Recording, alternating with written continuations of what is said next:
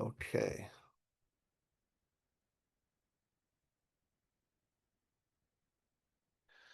It's a brand new year of the Parsha podcast. It's Parshas Bereshis, and this is a very special recording because it's Sunday morning. We almost never record this early in the week, but alas, it's a festival week. And Tuesday night, when we typically record, well, that's a festival, so we have to get it out early. And it's not just Sunday morning, it's actually travel day for me because I flew in from Canada back to Houston this morning. We spent the first days of the festival up north, and I had a bit of an unpleasant encounter with the government this morning because I'm traveling. It's the Festival of Sukkot. I'm traveling with my lulav and esrog. And when you go there, you have to declare. You have to declare, I'm taking a citrus fruit into the United States. And they look at it, and she said to me, she said, I'm sorry, I have to take away your esrog. But it's okay. You could still have the branch.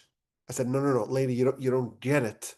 I need all four of the species, the lulav, the esrog, the hadassah, aravos. And I kind of think she also misread the government guidance because she said, well, if the port of entry is south of Baltimore, I have to take it away. Well, I was entering in via Canada. I was doing the customs there. Either way, she decided to take it away from me. And I was judging her favorably that maybe she was disgruntled because of the government shutdown. She wasn't being paid. But over the course of the first days of the festival in Canada, my brother-in-law told me he always buys two esrods, two citrons.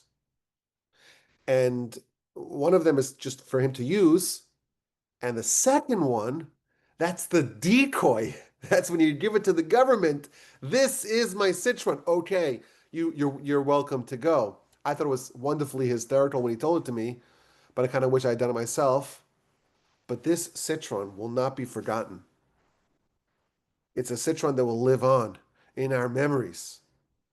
Now, for one reason, of course, is I had the great privilege of using this citron, this esrog, for the mitzvah for 4 days. But I also learned an important lesson from this esrog because we're flying to Canada. And it's very complicated to take these items on the plane. You put them under, you put them over. It's very difficult to transport them. So my father-in-law told me, he says, listen, I'll get you a lulav, the palm branch. I'll get you the hadassim, the myrtle branches, the aravos, the willow branches. But the esrog, the citron, you're on your own.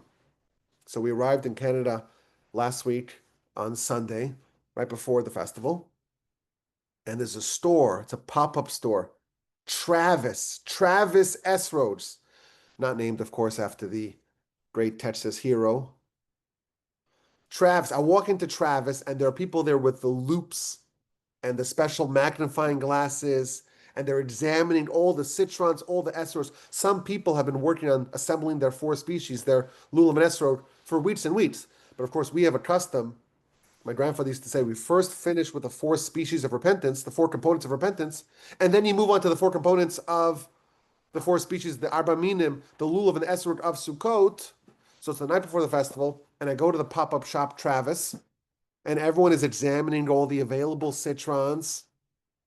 And I told my son who was with me, I said to him, these esrogs, they're so beautiful that if even one of these was available 200 years ago, it would be talked about for years. People would write poems and hymns about it. But we, of course, have the luxury of having it flown in from Morocco or all these other exotic places, and you get crates and crates and crates of them. We have access to such wonderful, pristine mitzvos. Our Torah scrolls. You compare a modern Torah scroll to an old one. The old ones are really big and hard to read, and the writing is imprecise, and the parchment's not so white, and the new ones are just wonderful, and our mezuzahs are wonderful. Our tefillin are made with every possible upgrade. But I told my son, there's a big difference because today we have all these perfect mitzvos, but we have much less of a heart. We don't have that commitment and that devotion and that relationship with Hashem that our antecedents have. Anyhow, we're in Travis S Roads, and I walk around. I was there for a very short amount of time. I pick up one, and it was just perfect. I needed three. So I got one. I got two more. I negotiated with the Travis people, and we bought three citrons. They wanted, you won't believe how much money they wanted for three citrons. It's three glorified lemons, right? But no, it's a citron, which means it's not a lemon, and it's the only fruit that you can use to fulfill your mitzvah. For three fruits, they wanted $750. Now, granted, that's Canadian, so it's a little bit less, but still, $500. I said to him, I've never paid more than $100 for an esrog. They said, okay, 110 a piece. So I ended up paying $330, but I was in and out like a ninja, and wonderful, beautiful esrog.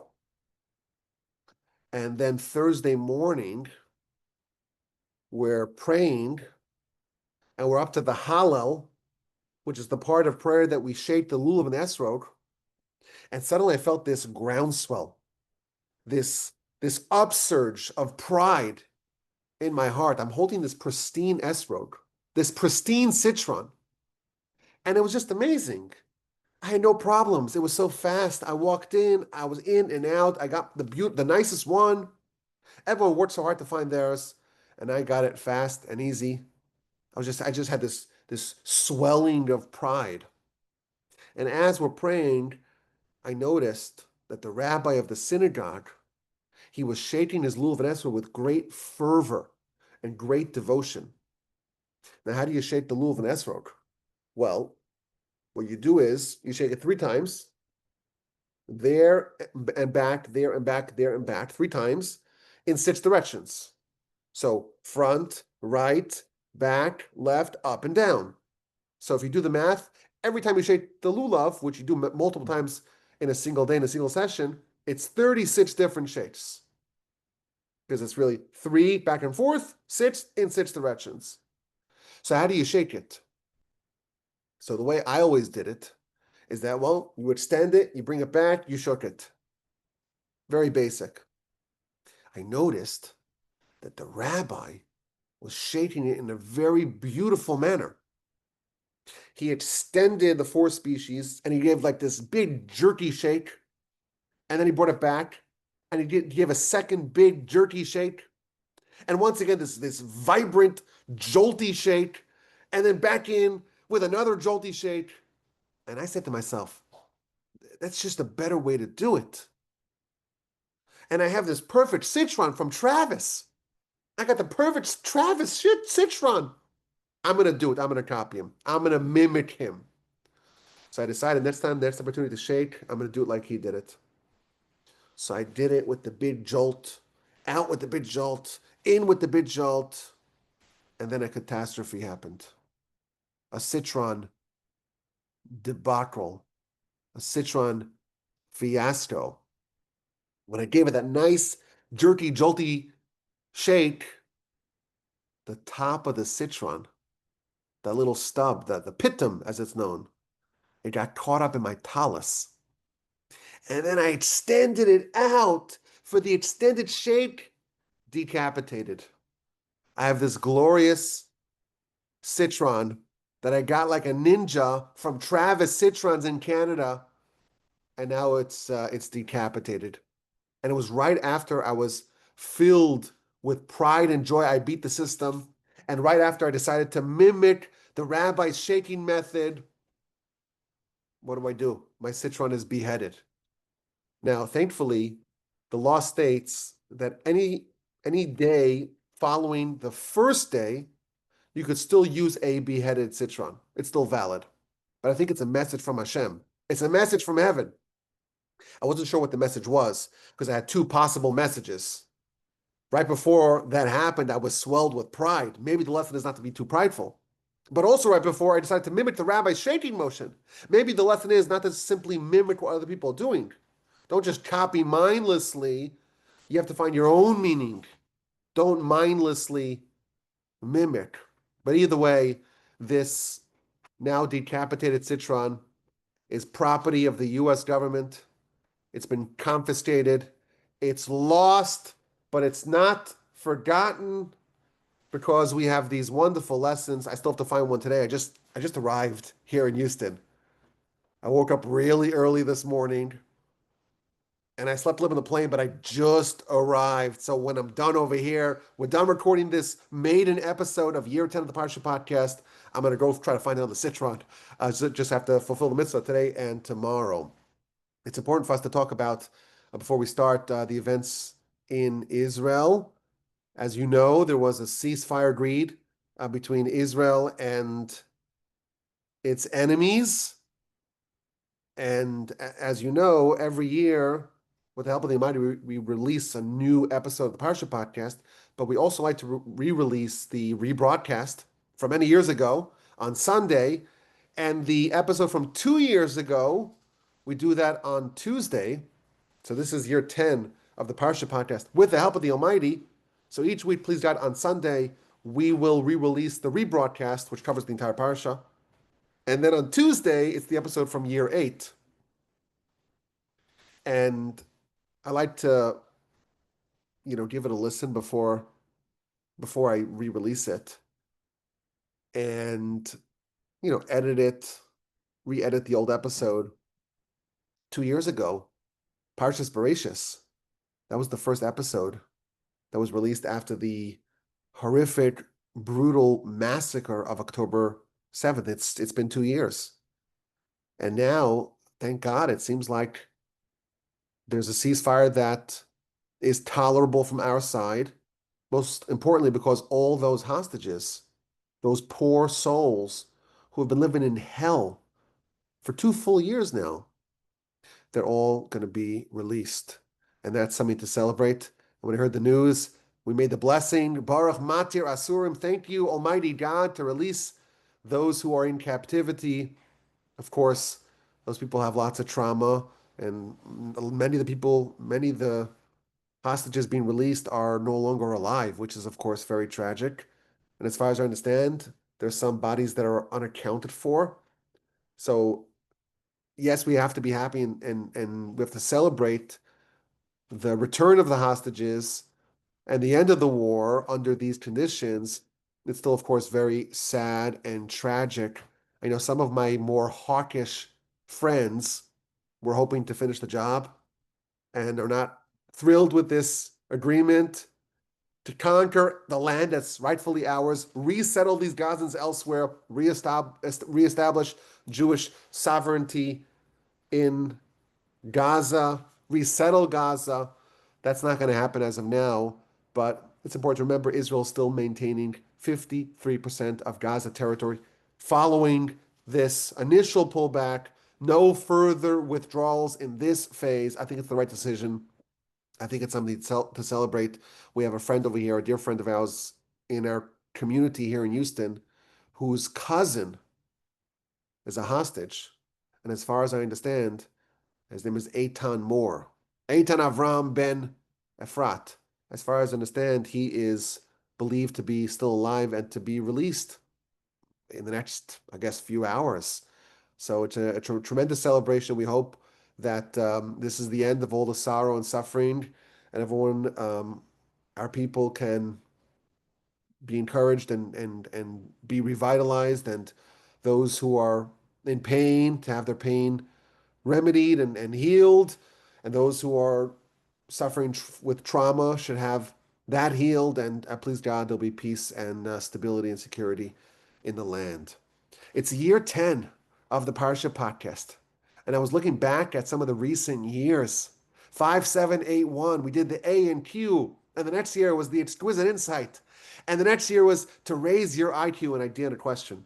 And then we had Dad, deep and deeper. And this past year, Torah is your ID, an idea, and a dilemma.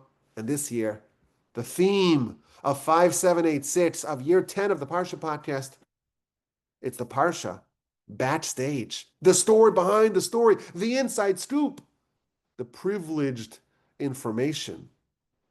And the idea is to focus on some of those subtleties that you read it once, you read it twice, you have a familiarity, you may have missed it.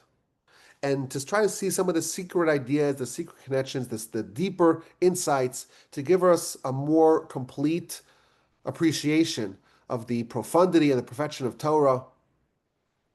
And we're going to need our help for Parshas Bereshis. Because as you are well aware, the first parsha of the Torah, it's the first parsha of the first book, it's unanimously agreed upon to be the most difficult parsha. You read about Genesis, and you have all of creation in one verse, the first verse. There was the creation of heaven and earth. Heaven, well, that's all the upper spheres. Well, the lower spheres, they're known as earth. God created it all. And if you just read one verse in the Torah, you may be intrigued. The heavens, tell us more. Tell us more about the heavens. Give us the details.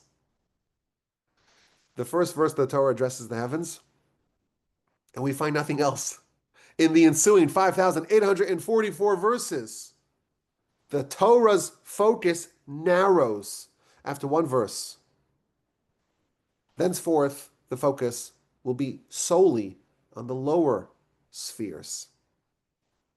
Chapter 1, with one verse, we have the entirety, the generality, and then we have the whole chapter talking about the details. 6 days of creation of the lower spheres. The animals, the birds, the fish, the water, the dry land, the light, the darkness, the sun, the stars, the moon, and of course, humanity, mankind.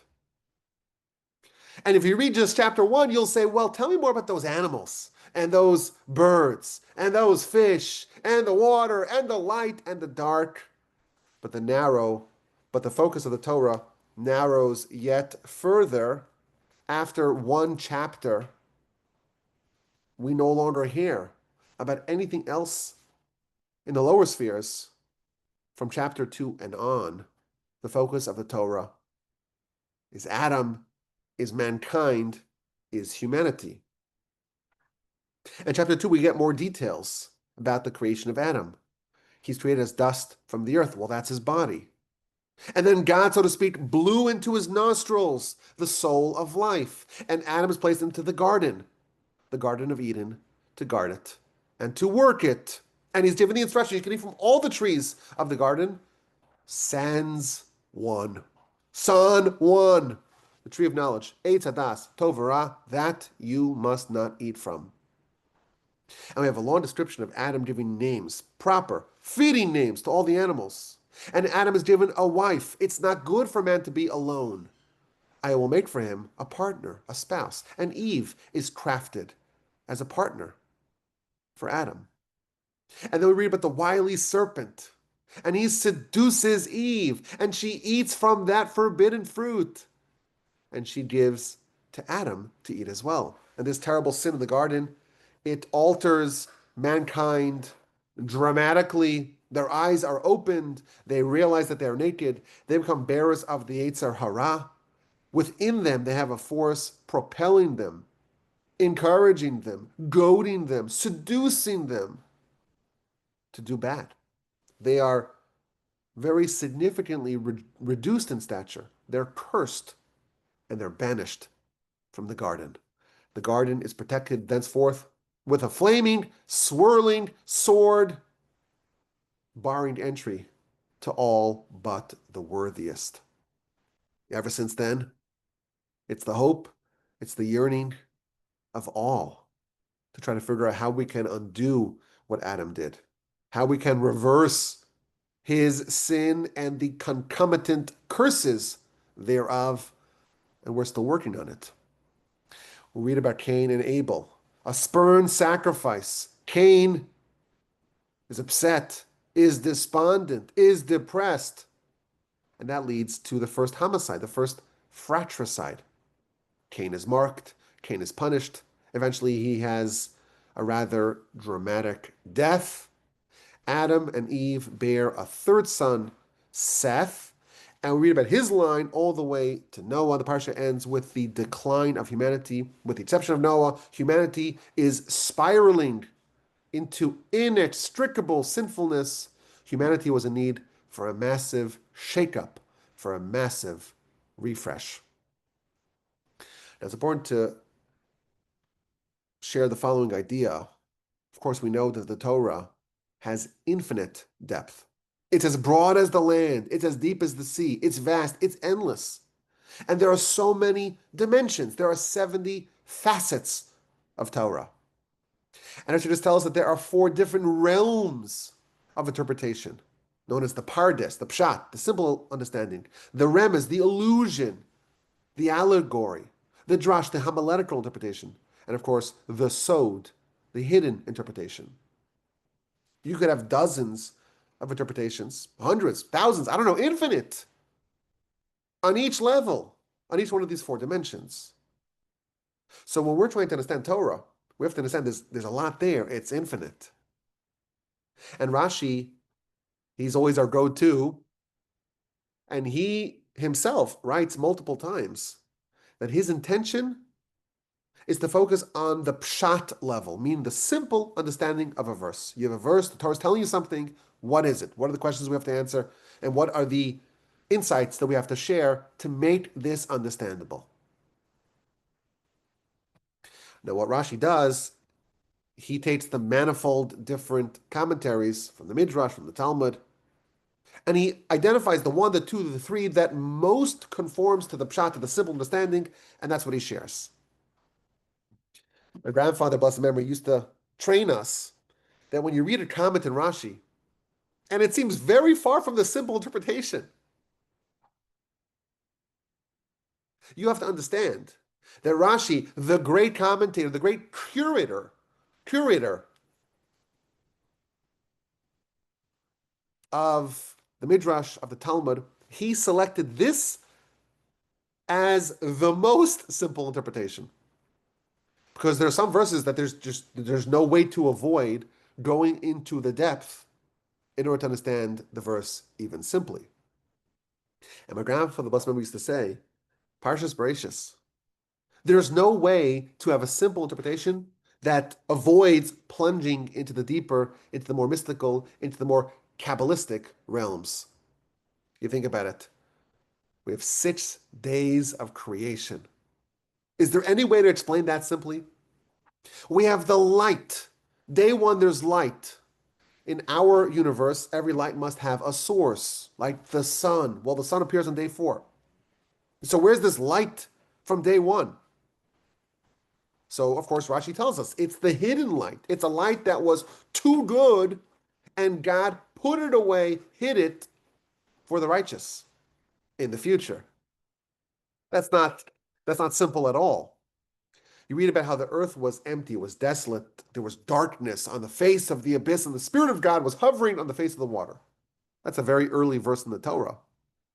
Go explain that to me simply. Man is created in the image of God. Explain that to me simply. You have the garden, and the trees in the garden, and the tree of life, and the tree of knowledge, and the 4 rivers that emanate from the garden. There's no way to understand any of these things simply.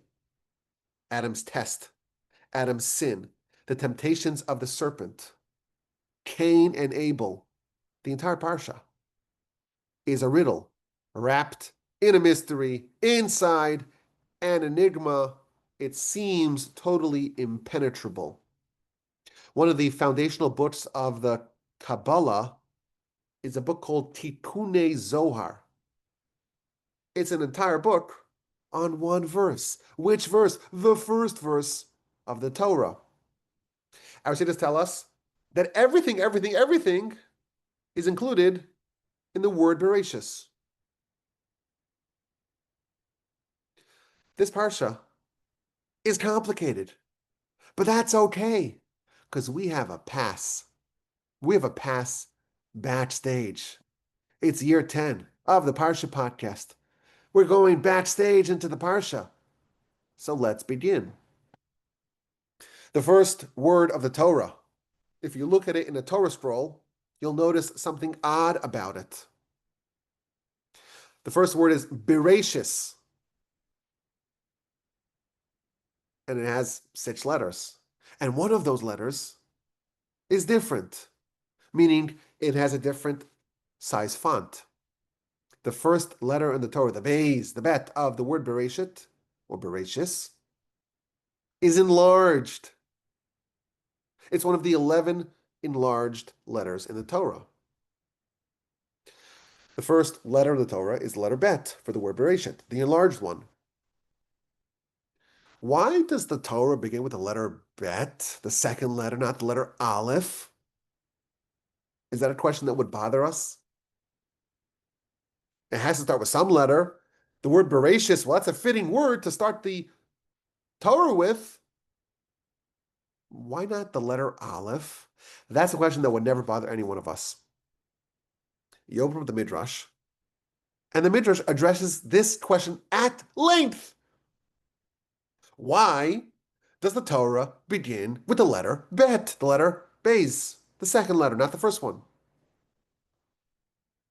To us, that's not even a question we would ask. And we don't understand, like, what is the significance of the letter Bet versus letter Aleph? And the Midrash gives a variety of answers. Well, if you look at the letter Bet, first of all, you'll notice the way it's shaped. It's like an inverted C, but more boxy, with a little appendage coming out of it. That's probably the worst way to describe it. So think of a horizontal line, and then on the right side of the horizontal line, there's a vertical line, and then there's another line, so like a 3 sides of a square, but then, and the left side of the square being empty, and then on the bottom right corner, there's a little appendage coming out of it. So if you look at the letter Bet, it's open on only one side, on the left side. The right side is all closed. Top is closed, the bottom is closed. Says the Midrash, the Torah starts with letter Bet, because there are other things outside the scope of the Torah. What are those things? Of course, one thing not included in the Torah, as we shall see in a little bit, is the full understanding of God. That's beyond the Torah. God created the Torah. You'll find answers to everything in the Torah besides for that. Well, what happened before the world was created? What's above us? This is Kabbalistic literature or Kabbalistic terminology. What's above, what's below, and what is before? All those things are boxed out. There's only one place to go, to the left, which Hebrew, of course, you read right to left. That's the Torah's way of saying there are things that are beyond you that you are not allowed to probe. And that's when the Torah starts to letter Bet in that unique shape. Because there are questions you could ask, there are questions you could ponder, and there are things that are beyond us, and we are forbidden to ponder it. And that's why the Torah starts to letter Bet. That's the first answer. And the Midrash adds some more explanation, some more sources. It cites in Devarim, Deuteronomy. It talks about how you're supposed to investigate. You're supposed to ask about the early days. You're supposed to ponder everything that happened since the day one of creation. But what happened before that? That you're not supposed to ponder. You're supposed to look from one end of the world to the other end of the world. All that you should ponder and probe and investigate. But beyond that, you can't. That's very interesting. The shape of the letter Bet that starts the Torah, that teaches us this idea, says the Midrash. The Midrash offers a second answer.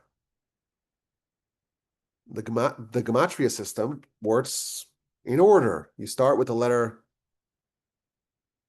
Bet. You start with the letter Aleph. That's 1. And the letter Bet that's 2. Says the Midrash, the description of creation must start with the letter Bet because there were 2 creations. There's this world, and there's the world to come. And with the letter Bet, it's hinting to the duality of creation. This world and the next world. Okay, interesting. A third answer. The word bracha means blessing. Bracha, blessing. Brachos, blessings. It starts with the letter Bet. The word, God forbid, for a curse, arur, starts with the letter Aleph. Oh, you can't start with the letter Aleph because that invokes cursing. You have to start with the letter bet, which invokes a blessing.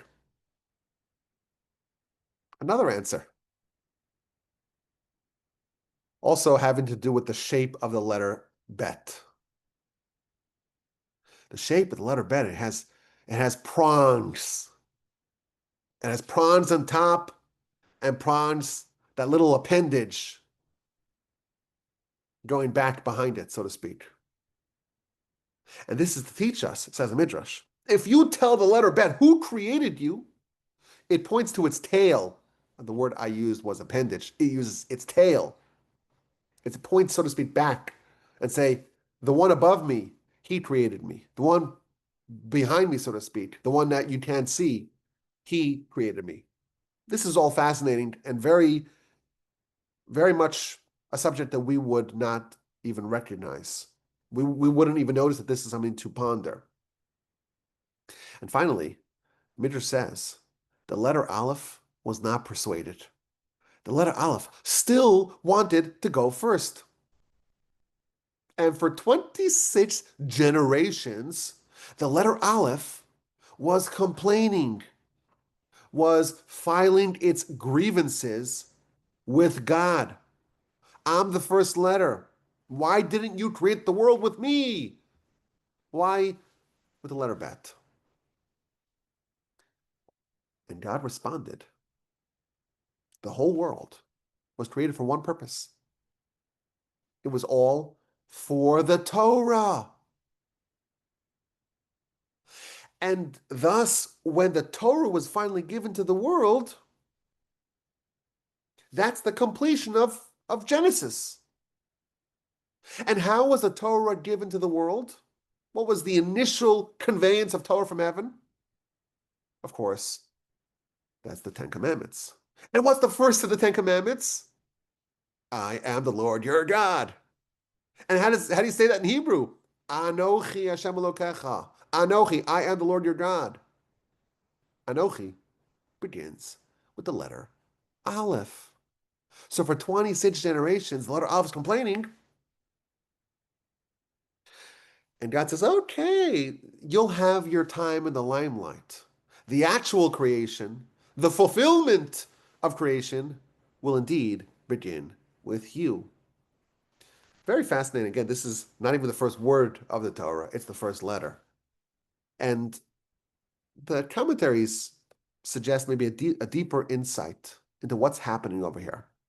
Why is it preferable to create the world with letter Aleph? The letter Aleph, it's an amalgam of three different letters. This is an idea we've spoken about many times in the past. Some letters, most letters, in fact, are composites. They're made up of other letters. The letter Aleph is a composite of three other letters. It has a diagonal Vav, and it has a Yud on top and a Yud on bottom. That's the shape of the letter Aleph. Now, what's the gematria of Vav plus Yud and Yud? Well, Yud is 10. Another Yud is another 10, so that's 20. And Vav is 6. 26. 26, as we know, the four-letter name of God, the Yud, and then the Hey, and then the Vav and the Hey, that's 26. So the letter Aleph symbolizes God. The one description we have of God in the Torah is God is one. Echad begins with the letter Aleph. The deeper question of the Midrash is, why was the world not created with the clarity of the revelation of God? The letter bet is two. There's two paths. There's the ability to ignore God. There's the ability to live a whole life and not even once consider the fact that you were created.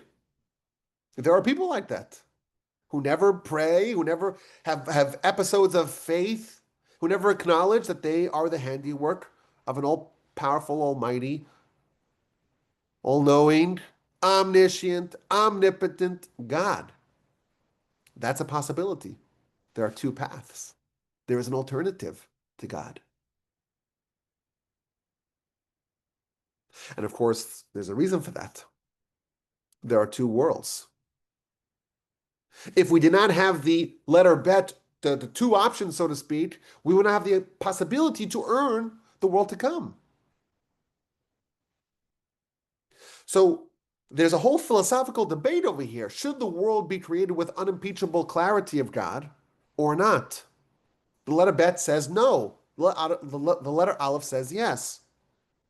The world was created with the letter bet. The sign of revelation, that's a recreation of the world, so to speak, with the letter Aleph. It's revelation of God that's unimpeachable.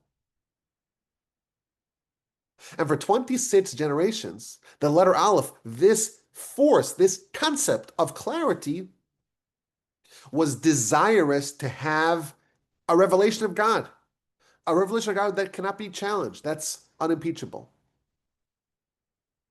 After 26 generations, no, how does that work? 26 generations, 10 from Adam to Noah, 10 from Noah to Abraham, Isaac, Jacob, Levi, Kehas, Amram, Moshe.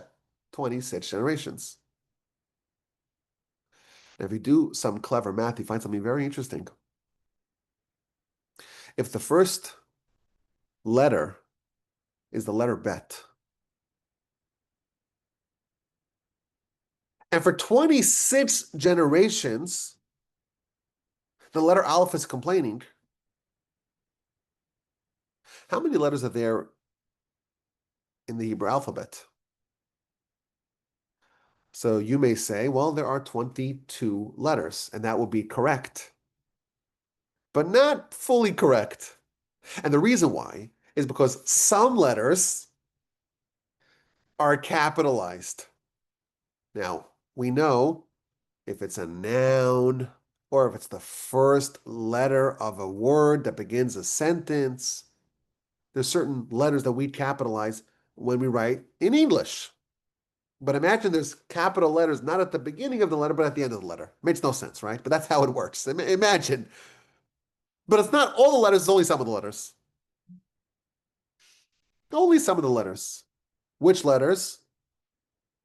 The mem. A mem at the end of the letter is shaped differently. A nun, a tzaddik, a pei, and a chaf. Mansapach. Funny word. So there are actually 27 letters. So the commentaries explain the first generation was letter bet. The second generation was letter gimel. The third generation was letter daled, and so on. Further and further. 22 generations, you finish all the letters. And then you have 5 more. After 26 generations, you've gone from the letter bet all the way to the end of the Mansapach. After that, you finally get the letter Aleph. You get the Anochi. Very interesting, profound insight. But for us, I think there's maybe a powerful lesson that we could take for ourselves from this idea. The letter Aleph is the highest level. That's the letter that represents God, the oneness of God, the unimpeachable clarity of revelation. And we don't start there. We start at a lower level, and then it goes even lower. There are successive degradations. You go further and further and further and further away from the Aleph. Gimel, the Daled, the Hey, the Vav, the Zayin, and so on. You finish the whole alphabet, and then you have these extra letters. And then you're the furthest point away from the Aleph. After 26 generations of degradations from the lowest of the low, emerges the reclamation of the Aleph. This is a format that we see in many places in our history and in the Torah, that sometimes the point of absolute purity emerges from the most unexpected places. Abraham is the classic example of this. Where did he come from? His father, well, he was Akan Yashanti, Akan Asor, a purveyor of idolatry, who took his own son to be killed because of the crime of monotheism. How does Abraham emerge from Terach? It's a mystery. We don't understand how that works. There's no way that someone who changes the entire world, who brings light, illumination, spiritual vitality to the whole world, changes the entire trajectory of all of humanity, of all of created existence. How does such a beacon emerge from Terach? Sometimes out of the lowest of the low emerges the Aleph. The Talmud tells us Messiah will come in one of two generations. Either a generation that's entirely righteous or a generation that's entirely wicked. There's two ways to get to the Aleph. Either you earn the Aleph or you are so far from the Aleph. There's no connection at all to the Aleph. And with the total absence of light, you have a collapse of evil, a collapse of heresy, and a brilliant light of Aleph emerges. It's an idea that just from the first letter of the Torah, but let's continue. We have the creation of Adam. And Adam's created in chapter 1, but that's, of course, in the context of 6 days of Genesis. Chapter 2, we get a more expanded description of the creation of Adam. And we have a very puzzling verse, chapter 1, verse 26. Vayomer Elokim, God said, Na'aseh Adam, let us make man. Well, who's us? God's the only creator. Now, of course, you go to the next verse. The verse says very clearly, God himself made Adam. But why does verse 26 say, Na'aseh, let us make man? In our image, in our likeness, and so on. So Rashi, of course, tells us that this is teaching us the humility of God. Why? Because man is similar to the angels. He's in the image of God and the image of angels. Whatever that means, we don't know. Again, it's a mystery. Entire books like this thick, very thick, 3-4 inches of very small letters to explain what it even means. What does it mean, the Tselem Elokim, the image of God?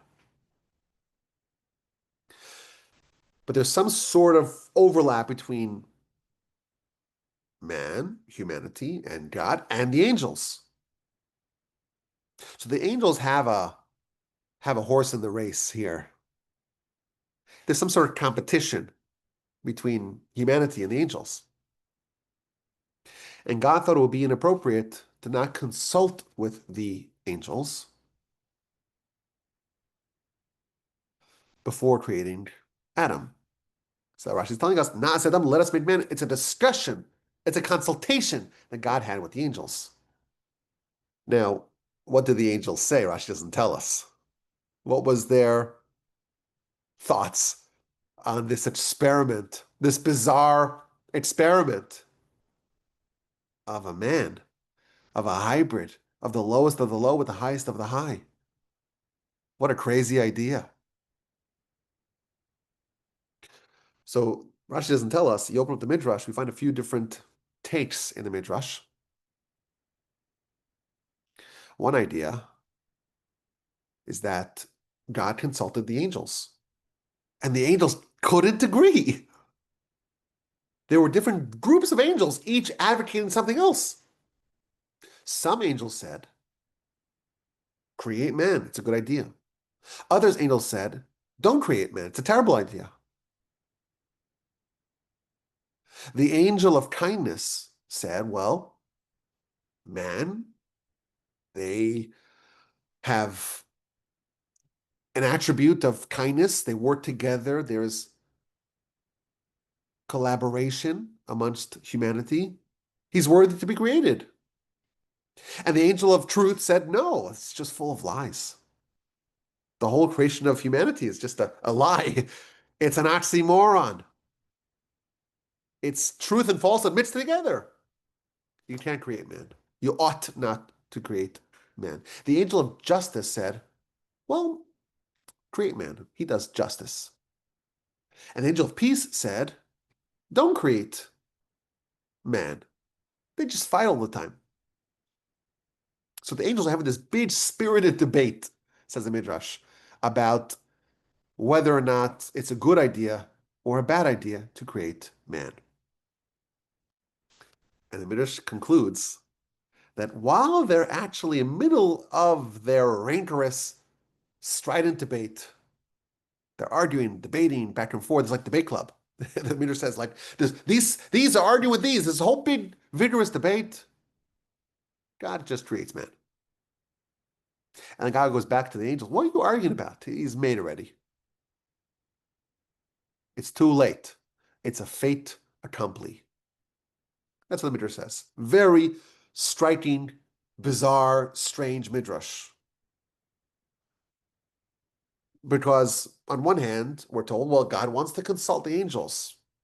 The angels, they have skin in the game. It's important for them to have their opinion noted and expressed.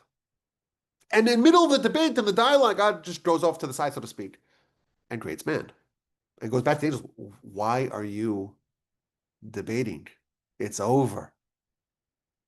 Man is here. The commentaries tell something very profound. Man, the creation of man, and of course, when we say man, we mean mankind. Man is created amidst a very serious and unresolved debate. Whether this thing, this mixture of the highest of the high, the soul of man is way higher than the angels, and the lowest of the low. What a human could do physically with their body is worse than any animal. The amount of destruction, devastation, corruption, criminality, and evil that a man could do with their body is worse than any animal. This idea of this creation, it's a creation amidst a very serious and unresolved dispute. And it's important for us to know that, because again, the Torah is written for us. And we have to know this. It's important for us to know that there's a consultation and it was not resolved, and there's arguments on both sides. And it's a very, very good and persuasive argument to say, we should not exist. We should not exist. That's a legitimate take. And we have to walk around with that realization because it amplifies the riddle of human life. On one hand, we have to realize that our creation, our existence, it's the whole reason why the whole world's created. And everything hinges upon us. And we have the levers to effectuate all the change in all of the realms and dimensions and spheres. We have to walk around, the Hasidic masters say, with two teachings in either pocket. On one hand, we have to remember, Bishvili Nivra Haolam, the world's created for me. Every person must say that. The entire world was created for mankind, and one person, a single person, can't fulfill the purpose of all of created existence. Now that really amplifies our value and our importance. And that's got to be a teaching in one pocket. And in the second pocket, we have to have a second teaching that says, Anochi Afar Va'efer, I am but dust and ashes. I'm nothing. I'm worthless. You tread upon me, not notice me. I'm the lowest of the low.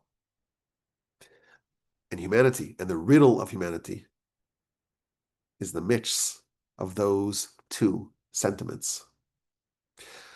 When I was reading this Midrash, I was reminded of a fascinating teaching in the Talmud. The Talmud cites a debate, a multi-year debate between the academies of Shammai and Hillel. These were the two great academies of our people. And what was the content of this multi-year debate between these glorious institutions, these glorious academies? One side was arguing, Noach lo la'adam shelo nivra yoser mishenivra. It's better, it's preferable for a person to not have been created than to, yes, have been created. Are we better off existing or not? One side says yes, and one side says no. And that was not resolved after multiple years. We're getting here a picture of what our sages are telling us, what the Torah is telling us, what the Midrash is telling us is it's not so simple whether or not it's a good idea for us to exist. There are very good arguments why we should exist and we can accomplish wonderful things. But of course, there's a grave danger. It's like a nuclear bomb in our hands. And when we are aware of that, the Torah tells us this, I think it gives us a very profound understanding of what we're supposed to do in our life. Because now we're here, like the Talmud there concludes. Talmud actually concludes, which is very surprising. It's better to not be created. But once we're here, we got to work very hard, make sure we do what we can to perfect ourselves, to refine ourselves, and to uplift the world. The duality of man appears in many places in our Parsha. In chapter 2, verse 7, we read about the creation of Adam. Again, a lot of people say, well, Adam's created twice. There must be multiple authors. It's such a silly, infantile reading of the Torah. Because, of course, as we mentioned, the first chapter is the creation of all of Genesis. And thenceforth, it's just focusing on Adam. So it's going to revisit some of the events of chapter 1 to be told in more greater detail. If you look at the creation of Adam in chapter 2, verse 7, it says that God, Hashem Elohim, God formed, Vayitzer, God formed, Es Adam, the man, Afar min Adama, dust from the ground, from the earth. And he blew into his nostrils the soul of life. Vayi ha'adam lenefesh chayim, man became a living being. When you read this verse, you won't notice anything awry in the verse. But of course, Rashi and the Talmud and the Midrash, they don't miss anything. And they say, wait a minute, the word vayitzer means to craft or to form. It's like the word bara means to create, ex nihilo, something out of nothing, and the word yatzar or yitzer means to form something out of something else. So if you take a clod of dirt, of dust, and you form it into a body, that's vayitzer. That's to create in that form. But that is typically spelled with one letter yud. A yud, a tzaddik, and a resh. Like the word yetzer. In my book, I argued why the word yetzer hara for the evil inclination was called a yetzer hara. Why does it have that same term that it forms something? But the word yetzer and yitzer is with one yud. Here it's spelled with two. Why is it spelled with two? And Rashi tells us that man is created twice. Man's got a good inclination, bad inclination. Man's created this world, the world to come. The same duality of man. The angels arguing it's a good idea. The angels arguing it's a terrible idea. Both of those are simultaneously true. And the word vayitzer, it's actually pronounced the same way as it would be if it had only one letter yud. The sages tell us that we are created. And there are vastly different ways that we can manifest our life, that we can choose to live our life. And we have to make a choice. At the very beginning of the Torah is creating that contrast. What do you want? Very powerful idea, very powerful insight. It's a little backstage in the Parsha. But let's go to the big episode, maybe the most puzzling episode in the whole Parsha. Adam, the handiwork of God. Eve, the handiwork of God. They're placed in the garden with only one instruction. You had one job. You had one job. Don't eat from this tree. Now, the amount of literature and commentaries that discuss what happened and how they could have done it, what they were thinking, it's endless. It's endless. So we can't cover it all. But let's try to get maybe a little bit of a deeper and more nuanced understanding of what happened over here. We have a serpent. Serpent, of course, is the embodiment of the Yetzer Hara, the Satan, the Malach HaMavet, the angel of death. And the serpent entered humanity afterwards, like the venom of the serpent, our sages tell us, that began to course within the veins of humanity after the sin. That's the Yetzer Hara that we have within us. We're trying to expunge so that we can go back to the garden.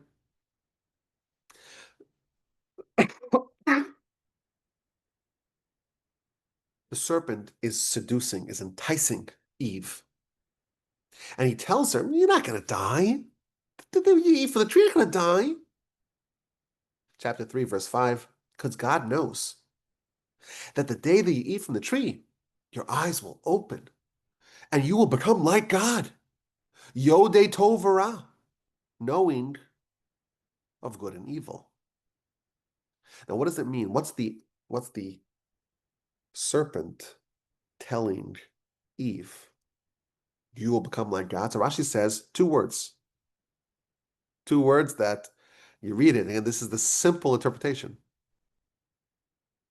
Yotzrei olamos, creators of worlds. You eat from the tree, says Mr. Serpent.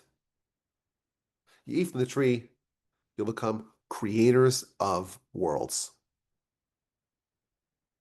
Now, when we read that, we simply say, well, she was hoodwinked. She was tricked.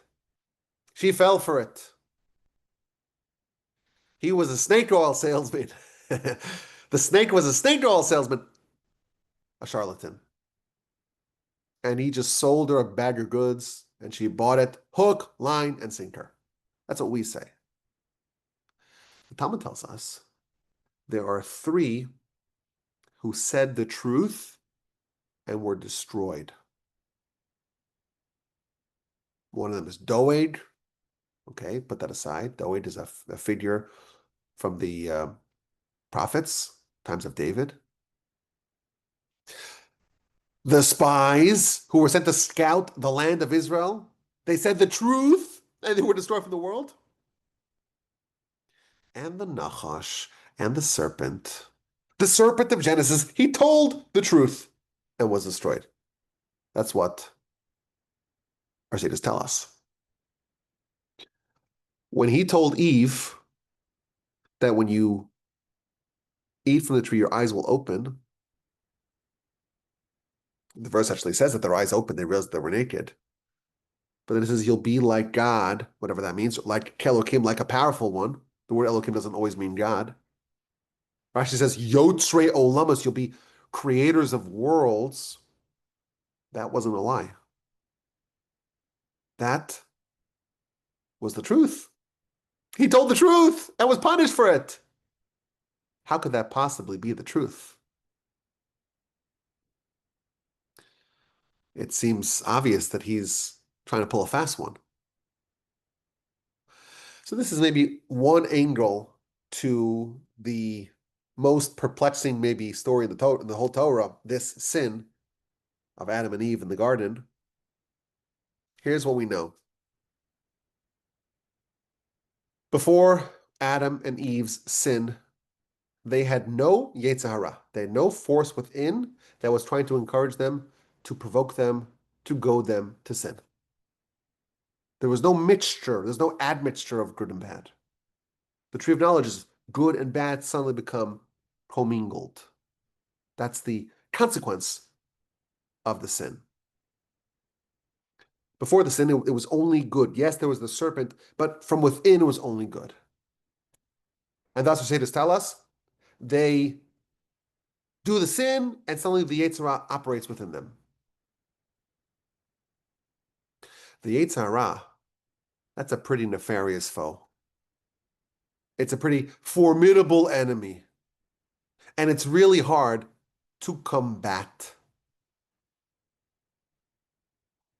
And it has a nickname, as I mentioned earlier. It is the venom of the serpent. It's venom. You have venom and you need some anti-venom. You need an antidote.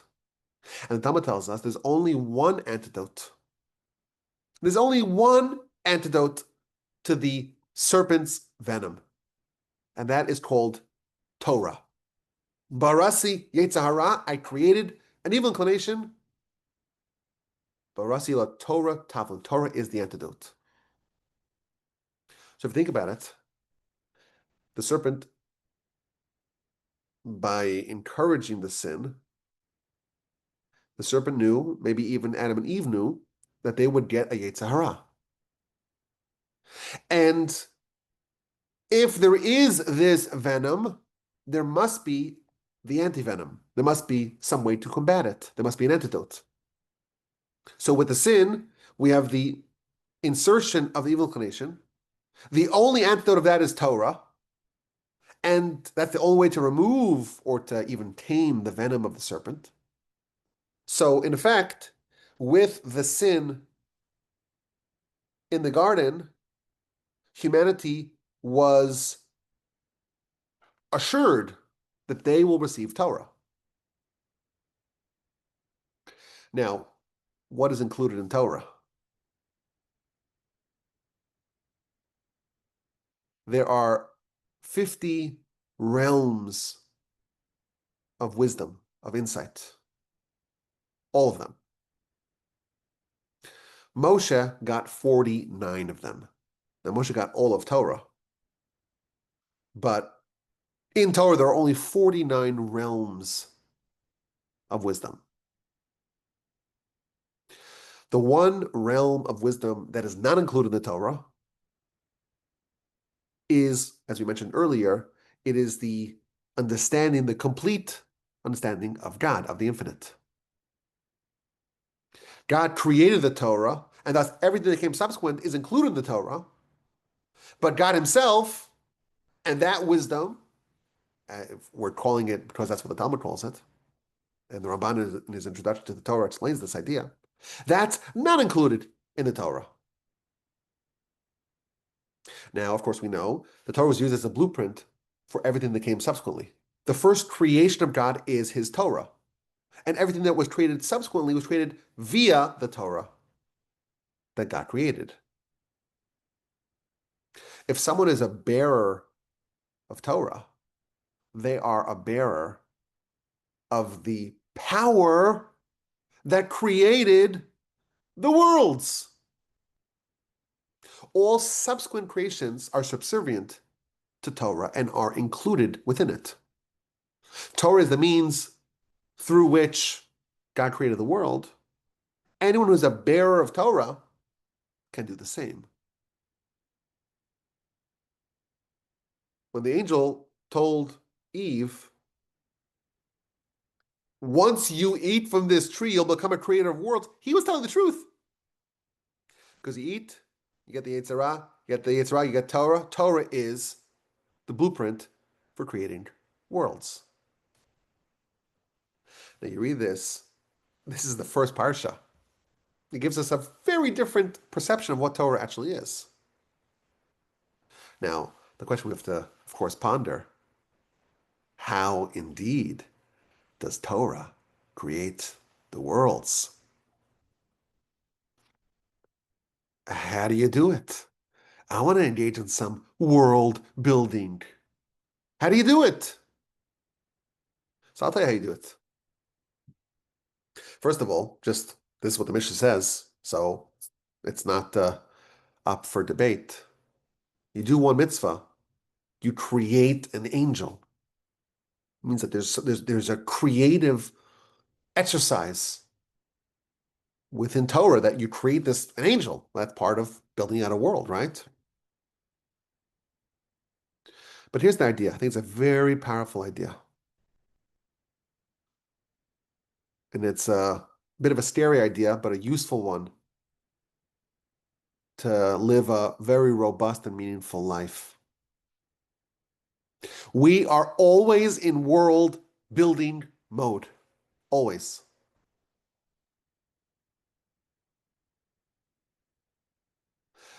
When someone dies, where do they go? They go to the world that they built in their lifetime. Everything that you do, every mitzvah that you have the great privilege of performing, every word of Torah that you study, every kindness, every charity, every mitzvah, every prayer, every act of devotion, every act of self-sacrifice, every overcoming of the Yetzer Hara, that is building worlds. We don't inhabit those worlds because we're in building mode. you die, which I hate to say it's going to happen to all of us. Forgive me for being the bearer of bad news. We're all going to have that. Where are we going? We're going to the next world. What's the next world? Then the next world is the world that has your signature in it. It's the world that you built with your Torah. Now, this may also sound fantastic to us, but I will tell you, it's a Mishnah. It's a Mishnah. The Mishnah says, in the future, God will bestow upon every righteous person 310 worlds.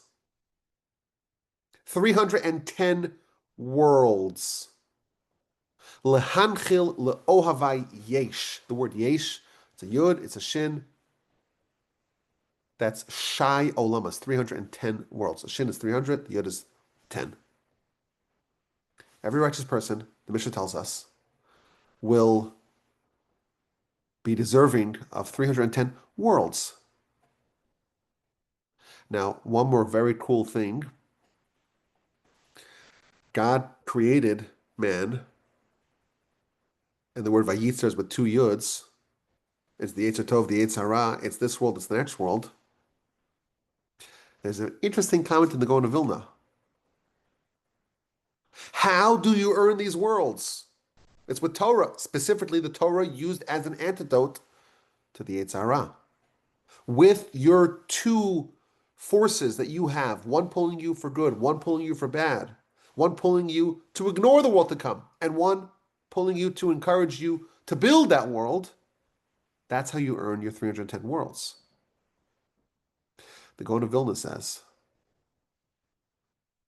that 300 of those 310 worlds are earned with overcoming the evil inclination, and 10 are with hearkening to the Yetzer Tov, to the good inclination. Oh, and by the way, Vayitzer, which is the word to form man, it's the Gematria 310.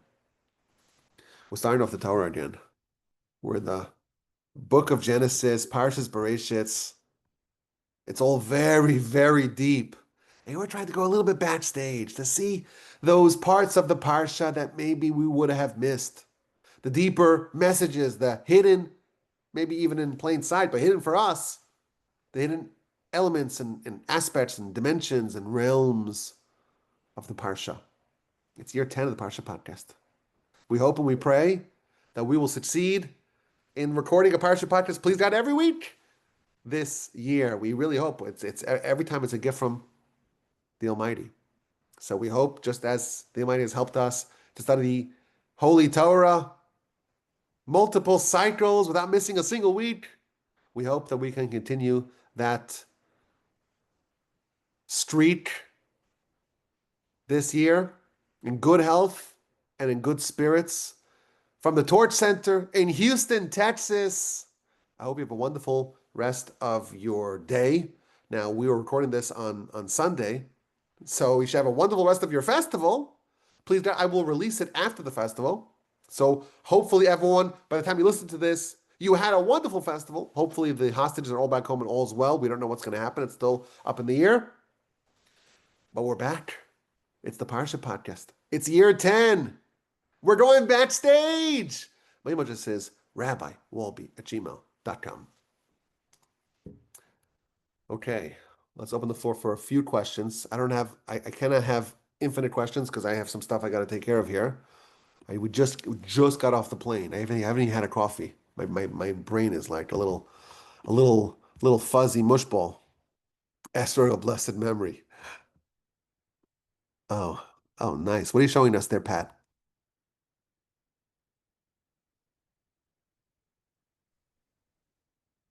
That is this is a calligraphy book, and so it shows how the bait is, and it has that little crown on it, Yes, the and little it's serif. a thin little line that comes down, and then you can see on the bottom stroke that it comes up. on the back. So the little crown on the front facing upward and the little stroke that ends on the bottom also Yes. facing upward. Yes. Yes. Yep. Thank you. Thank you for sharing that. Yep. Harvey. Well, I was just going to add, I remember studying about the bait and so on, starting Bereshit. Anyhow, we were also told that the reason it starts with the second letter is that God created other worlds before our world. And that this is one world that God created, and he could take away this world. I think that's interesting. So that's another Midrashic addition. Also, could you repeat what you said about 310? I missed something. Yes. It didn't come through very well. Yes, there are 310 worlds that are reserved for the righteous. God will bestow 310 worlds upon the righteous. That's what we're told. And it was the gematria of what? Yesh, the word yesh. Oh, okay. Lahanchil la'ohava yesh, which is a verse in scripture. God will bequeath upon those who are beloved to him. Yesh, which means 310, there is. Yesh means there is. Right. But it's the gematria of 310. Got it. Thank you.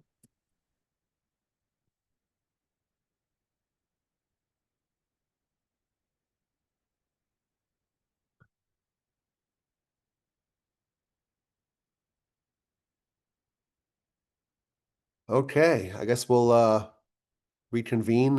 So next week, Sunday, be a regular class, and then we're gonna go back to the Parsha podcast on Tuesday. And Pat, I've talked to Pat about this. I gotta go. Last time we were here, I said we have to negotiate with Pat because Pat's like, we can't do it too early because it's midday for me. So what I ended up doing was I said we're gonna do it at 6 p.m. Central. And I said, but pending Pat's approval.